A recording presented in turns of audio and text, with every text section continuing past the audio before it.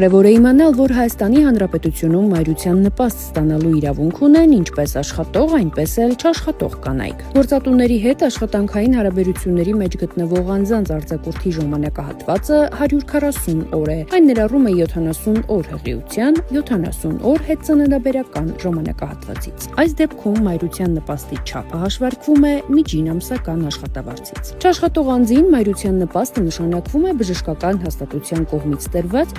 ժամանակավոր անաշխատունակության թերթիկի հիման վրա։ Նպաստը, որը կազմում է 172,500 դրամ, նշանակվում է, եթե դիմումն ու անհրաժեշտ փաստաթղթերը, այսինքն անձնագիր, հանրային ծառայության համարանիշ, ժամանակավոր անաշխատունակության թերթիկ ներկայացվում են միասնական սոցիալական ծառայության ցանկացած տարածքային կենտրոն։ Շատ կարևոր է այդ փաստաթղթերը ներկայացնել այդ 140 օրվա ընթացքում։ Այդ ժամանակահատվածից հետո դիմելու դեպքում մայրության նպաստ չի նշանակվում։